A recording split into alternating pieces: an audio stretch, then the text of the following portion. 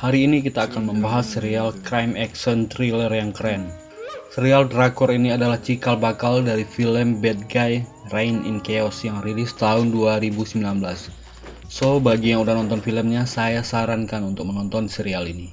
Untuk mengatasi kejahatan dan pembunuh berantai, Detektif Oh Gota membentuk sebuah tim yang terdiri dari penjahat profesional, dari Park Won Chul, bos gangster yang sangat ditakuti, Lee Jung Moon, pembunuh berantai termuda dengan kecerdasan yang luar biasa, dan Jung Tae So, seorang pembunuh bayaran yang tidak pernah gagal melaksanakan misinya, dan Inspektur cantik Yoo Mi Young bergabung dengan tim barbar ini.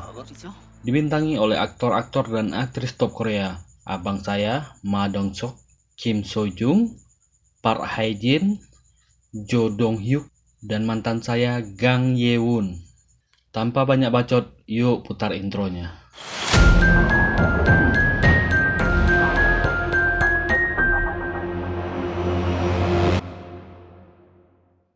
Petugas polisi Nam Gyeon diwawancarai oleh sebuah program TV untuk menceritakan kehidupannya sebagai polisi. Ia bercerita saat ini ia sedang bertanggung jawab menangani sebuah kasus besar yang dimulai 6 bulan lalu, di mana seorang wanita dibunuh di jalan pada hari hujan. Ia sendiri tidak yakin apakah ia bisa melihat keluarganya lagi besok dengan melakukan tugas berbahaya seperti ini. Pewawancara terus mengikuti saat petugas NAM melakukan tugas penyamarannya.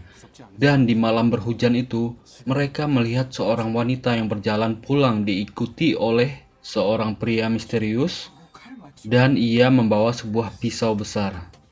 Petugas NAM langsung melompat keluar dari mobil dan mengejar si pembunuh. Pewawancara ikut mengejar. Dan malam itu petugas NAM kehilangan nyawanya. Si pembunuh menikamnya dengan pisau berkali-kali. Dan saat pewawancara datang, ia hanya menemukan petugas NAM yang roboh berlumuran darah. Kematiannya menjadi duka bagi kesatuan polisi. Kepala polisi Nam Go-hyun, selanjutnya kita sebut Chief Nam. Petugas NAM ternyata adalah putranya. Ia berlutut di hadapan cucunya. Di mobil setelah pemakaman selesai, Chief Nam bertanya pada bawahannya, di mana Oh Guta. Bawahannya bertanya mengapa Chief Nam mencari si anjing gila. Ganti scene, Gutak memulai harinya seperti biasa. Ia hidup sendirian dan terlihat tidak mempedulikan hidupnya sama sekali. Sarapannya hanya nasi yang disiram air dan kimchi. Gutak menerima telepon dari Chief Nam. Mereka bertemu di sebuah kedai soju. Chief Nam berkata ia khawatir dengan cara hidup Gutak supaya lebih memperhatikan kesehatannya. Ia bertanya, ada apa Chief Nam mencarinya? Chief Nam menjawab, apakah Gutak ingin ditugaskan kembali?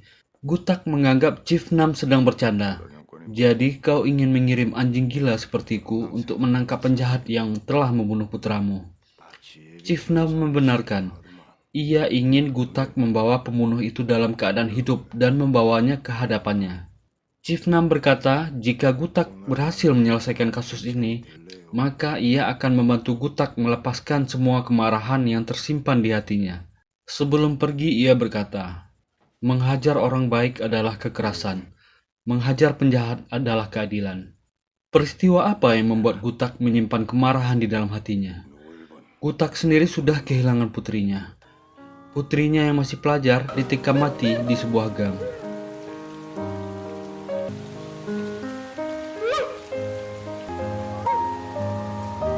Ketika itu, Chief Nam sepertinya belum menjadi kepala polisi. Di luar kedai, Myung bertanya kepada Chief Nam, apakah pria itu yang bernama Gutak dan dijuluki anjing gila? Chief Nam menjelaskan Gutak adalah polisi yang terkenal menggunakan kekerasan berlebihan saat menginvestigasi. Ia tidak memperdulikan status baik itu teman atau musuh dalam mengejar penjahat. Ia akan langsung melompat memperlihatkan taringnya dan menggigit. Setelah itu baru ia bicara. Itulah asal mula julukannya. Gutak menerima tawaran dari Chief Nam. Myung mengawasi Gutak yang masih duduk di dalam kedai. Myung terus mengikuti Gutak. Tiba-tiba mereka mendengar suara jeritan seorang wanita. Gutak menoleh dan melihat seorang wanita dijambak dan dipukuli seorang pria. Gutak mengambil sebatang kayu di pinggir jalan lalu menghajar dua pria itu tanpa mengatakan apapun.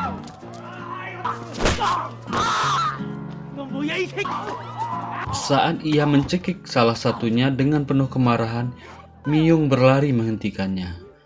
Jika diteruskan, pria itu bisa mati. Mereka duduk di sebuah pojang maca. Ini seperti kedai angkringan kalau di sini ya. Dan Gutak memberitahu Miyung siapa saja anjing gila yang ia maksud. Ada 3 orang yang akan dia rekrut. Park Wong Chul, seorang kepala mafia yang berhasil menaklukkan seluruh Seoul dalam 2 tahun. Hanya dalam waktu 25 hari. 1 hari 1 area. Setelah berhasil menguasai seluruh Seoul, Wong Chul ditangkap dan dijatuhi hukuman penjara 28 tahun.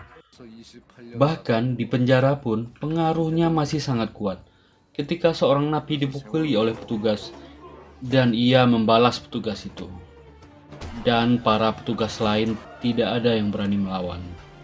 Lee Jung Moon, pelaku kasus Hwa Yindong 2 tahun lalu, memiliki catatan IQ 165 saat berusia 12 tahun. Ia merupakan anggota termuda Mansa International, organisasi orang-orang jenius dari Korea, dan peraih gelar doktor termuda dalam bidang matematika. Tapi yang paling menakutkan adalah ia juga dijuluki pembunuh berantai termuda.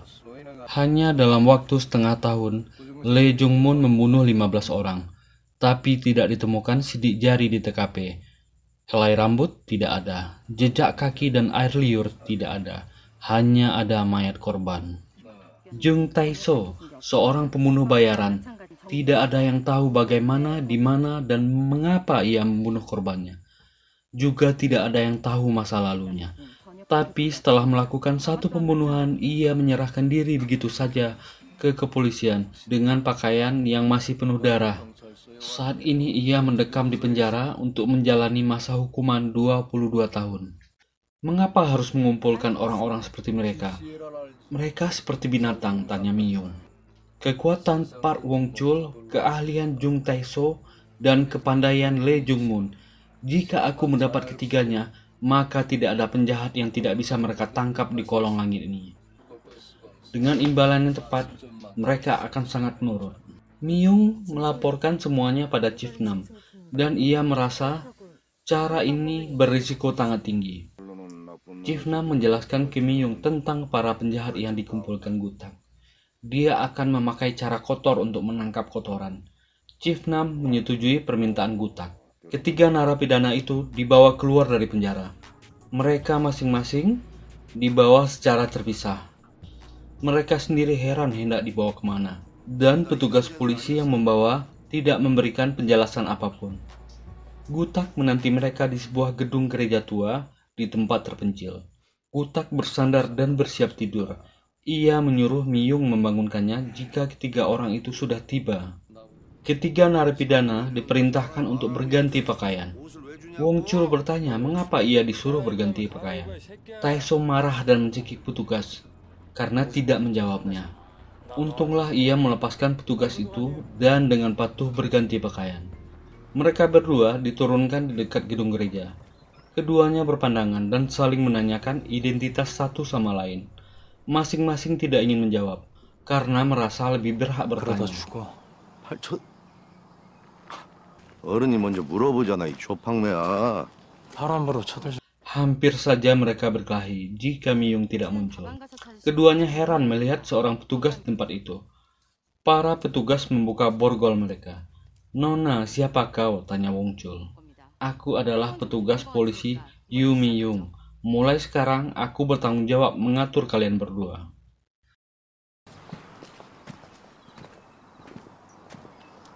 Miyung mempersilahkan mereka duduk, lalu mulai menjelaskan kasus pembunuhan berantai yang terjadi selama setahun ini. Ia membuka papan yang berisi informasi kasus tersebut. Sejauh ini ada 8 korban. Wong Chul bertanya mengapa Miyung memperlihatkan informasi itu pada mereka. "Untuk apa lagi kalian akan menangkapnya?" kata Miyung. Wong Chul tertawa dan mengejek Miyung. Tae-so berdiri dan menyuruhnya duduk untuk mendengar penjelasan Miyung lebih dahulu. Wong Chul mana mau menurut. Ia malah menantang Tae-so dan keduanya malah berkelahi. Myung menyuruh mereka berhenti. Kenapa menghentikan mereka? Ini mulai menarik, ujar Gutak yang baru masuk. Kalian berdua silahkan lanjutkan, dan dengarkan sementara kalian berkelahi. Gutak menawarkan pemotongan masa hukuman 5 tahun bagi siapapun yang berhasil menangkap penjahatnya. Ia menegaskan bahwa pemotongan masa hukuman hanya diberikan pada orang yang menangkap pembunuhnya. Jadi ini adalah persaingan antara mereka. Siapa ajusi ini? Tanya Wong Chul pada Myung. Dia bersamaku dan bertugas menangani kalian. Pemimpin tim, Oh Gutak. Tapi ada satu hal yang harus kalian lakukan, meski kalian tidak menyukainya. Gutak mengharuskan mereka menggenangkan gelang elektronik yang akan berbunyi jika berada di luar radius pengawasan. Kali ini Wong Chul yang protes, karena gelang ini digunakan untuk penjahat yang melakukan kejahatan seksual. Orang yang melihat mereka akan mengira mereka penjahat. Myung berkata mereka tidak dalam posisi yang memilih. Wong Chul tidak bersedia memakainya. Meski penjahat, ia juga memiliki hak asasi. Kali ini Taiso sependapat. Ia berkata sekarang bukan waktunya untuk pilih-pilih. Mereka seharusnya berterima kasih dan menerima tawarannya. Wong Chul tidak suka mendengar perkataan Gutak. Ia mendorong Gutak dengan mencengkram bajunya. Gutak berkata, nasib Wong Chul ada di tangannya. Jadi seharusnya ia bersikap lebih sopan padanya. Myung mendapat telepon dan memanggil Gutak dengan khawatir. Terjadi sesuatu dalam perjalanan Lee Jung-moon. Jung-moon meminta diizinkan ke toilet. Karena itu bis tahanan berhenti di sebuah pom bensin. Mereka menjelaskan Jung-moon memang berhenti karena ingin ke toilet. Tapi hanya ia mengawal Jung-moon ke dalam toilet, sementara petugas yang lain menunggu di gedung luar untuk merokok. Si petugas mengantar Jung-moon hingga masuk ke dalam toilet. Tapi Jung-moon menabrakkan tubuhnya ke pintu hingga si petugas terjungkal. Jung-moon mematahkan tongkat pel dan mengancam si petugas agar berteriak. Si petugas pun berteriak. Petugas satu lagi mendengar teriakan itu dan buru-buru berlari masuk ke toilet. Ia menemukan temannya terkapar di lantai. Saat ia meraih senjata, Jung-moon keluar dan memukulinya.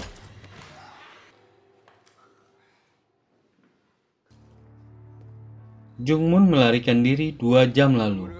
Ia bisa berada di mana saja saat ini. Jika mereka tidak cepat, mereka akan kehilangan jejaknya. Wong Chul dan Taiso menyadari Gutak menginginkan mereka untuk menangkap Jung-moon. Taiso bertanya berapa lama masa hukuman Wong Chul, 28 tahun. Taiso berkata lebih baik menangkap Jung-moon daripada mati tua di penjara. Myung berkata hukuman akan dipotong 4 tahun bagi siapapun yang menangkap Jung-moon. Jung-moon pergi ke stasiun kereta. Ia duduk di kereta dan mengeluarkan sebuah foto dirinya bersama seorang gadis. Gutak tak memberitahu timnya bahwa Jung-moon pasti pergi mencari Yang Yujin, wanita yang hampir menjadi korban terakhir Lee Jung-moon. Kesaksian Yujin menentukan penetapan hukuman untuk Jung-moon. Gutak mengenal seseorang yang mungkin tahu di mana Yujin berada. Wong Chul dan Taiso diturunkan di tempat orang itu. Gutak memberikan mereka waktu 1 jam untuk mencari tahu di mana Yujin. Wong Chul menjawab tidak masalah bagi mereka. Myung dan Gutak menunggu di mobil. Wong Chul dan Taiso masuk ke dalam sebuah tempat hiburan privat. Mereka tiba di lorong di mana berderet ruangan untuk hiburan. Salah satu ruangan dijaga oleh bodyguard. Kau atau aku? Tanya Taiso. Aku, jawab Wong Chul. Ia maju dan menghajar para bodyguard itu dengan murah.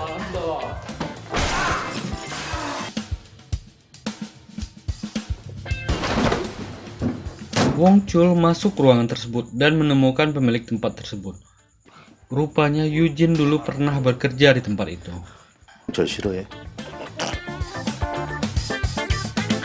Berikutnya mereka pergi ke sebuah gudang. Menurut petunjuk dari si pemilik, gudang itu ditempati beberapa pria seperti preman. Mereka tidak menyukai kedatangan Wong Chul dan Taiso. Kau atau aku? Tanya Wong Chul. Aku, jawab Taiso. Dan perkelahian pun terjadi. Ini bed keren banget, men. Memang kedua orang ini sangat jago bela diri.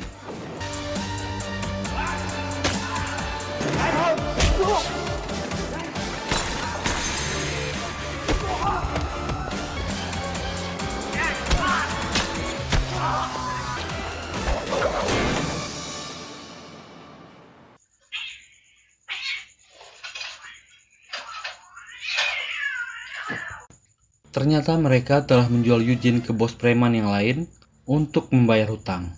Wong Chul dan Taiso kembali dalam waktu 52 menit setelah mereka turun. Guta bertanya di mana Eugene. Wanita itu dijual ke tempat yang sangat jauh. Ganti scene, Jungmun tiba di Busan dan masuk ke dalam taksi. Ia sudah tahu di mana Eugene berada dan sekarang menguntitnya. Melalui temannya di Busan yang seorang germo, Wong Chul mendapat alamat dan nomor telepon Eugene. Eugene baru saja berbaring di tempat tidurnya. Ketika bel berbunyi, si penekan bel mengaku sebagai petugas gas. Dengan enggan, Eugene bangkit dari tempat tidurnya. Pada saat bersamaan, ponselnya berbunyi. Myung dengan panik mengatakan ini adalah dari kepolisian. Eugene mendengarkan sambil berjalan ke pintu. Kau mengenal Lee Jung-mun bukan? Tapi ternyata terlambat. Eugene sudah membuka pintu dan Jung-mun berdiri di hadapannya. Jung-mun menatap Eugene yang duduk terikat di lantai.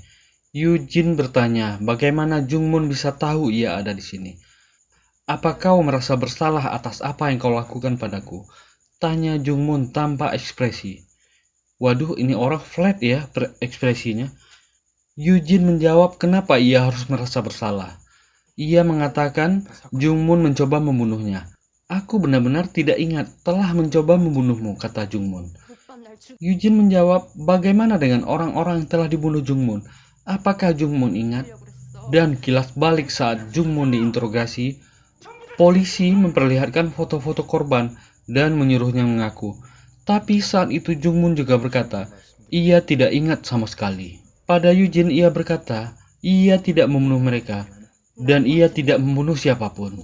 Tapi Eugene berkata, ia melihat wajah Jung-mun saat itu.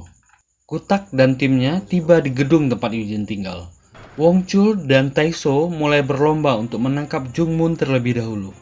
Hingga akhirnya mereka berkelahi di depan pintu apartemen Eugene. 야, 새끼 내가 좀 잡지. 뭐 하는 짓들이야? Pintu terbuka, tapi yang keluar adalah seorang pria India. Ganti scene. Eugene berkata, setelah menyaksikan kematian orang tuamu, kau membunuh orang saat kau tidak menyadarinya. Jung-mun tampak emosi dan menyangkal apa yang dikatakan Eugene. Tapi Eugene berkata, Jung-mun benar-benar telah membunuh orang itu. Bahkan kau juga membunuh orang tuamu, bukan? Jung-mun sekilas teringat ayah dan ibunya terkapar, bersimbah darah di lantai rumah mereka, dan ia menggenggam batu berlumuran darah. Sudah kubilang bukan aku.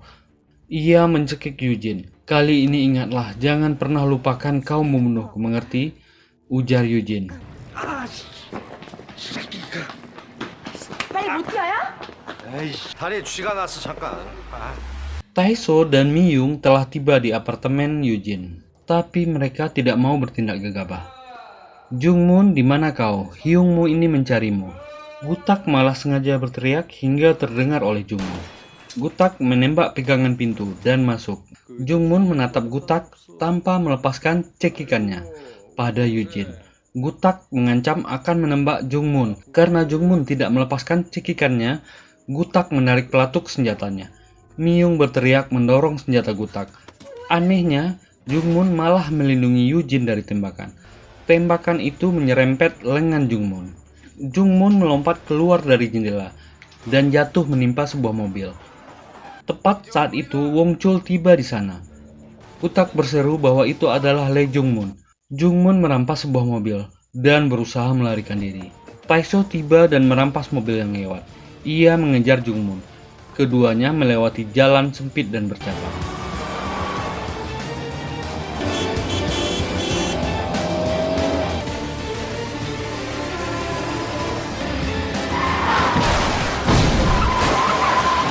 Kepala Jung-mun terbentur kemudi dan ia pingsan sesaat. Ketika ia membuka pintu, Wong Chul meninjunya. Pingsan lagi deh. Jadi siapa nih yang nangkap Jung-mun? Taiso atau Wong Chul? Luka Jung-mun sudah diobati dan ia dibawa ke gereja tua markas mereka. Ia membiarkan Jung-mun mendengarkan penjelasan Myung mengenai tim mereka. Lalu mereka minum di kedai dekat gereja itu. Myung berkata bahwa ia sebenarnya ingin mengirim Jung-mun kembali ke penjara. Tapi Gutak memberitahunya bahwa ia sungguh membutuhkan Jungmun. Setelah Miyung dan Jungmun menculik kedai, Wong Chul mengecek pergelangan kaki Jungmun. Jungmun mengenakannya. Artinya ia bersedia bergabung. Gutak berkata, aku hanya punya satu permintaan dari kalian. Jika kau tidak bersedia kembali dan membusuk di penjara, berburulah seperti anjing, gigit dan robek mereka. Mari kita minum, mulai besok kita akan menangkap si brengsek yang telah menikam para wanita. Miyung menatap tajam Gutak. Kita kilas balik percakapan mereka di gereja sebelum kedatangan Wong Chul dan Taiso. Ia bertanya, kenapa Gutak memilih ketiga orang tersebut? Ia telah menyelidikinya dan menemukan hal menarik. Ketiganya masuk penjara pada waktu yang hampir bersamaan. Ia bertanya, apa kaitan antara Gutak dan ketiga narapidana tersebut? Seketika itu Gutak marah dan membentaknya. Miyung menatap Gutak dengan curiga. Sementara Gutak menatap Jungmun dan tersenyum licik. Yap, episode 1 habis. Film dari OCN ini memang menarik, penuh plot twist, dan ceritanya lain dari biasa. Apakah ketiga penjahat ini bisa bekerja sama? Mungkin susah ya. Jumpa lagi di episode 2. Terima kasih sudah meluangkan waktunya untuk mampir di channel ini. Saya ucapkan selamat bergabung bagi yang pertama kali menemukan channel ini. Silahkan tekan tombol like, subscribe, dan nyalakan loncengnya. Tetap sehat, tetap bahagia. Bye.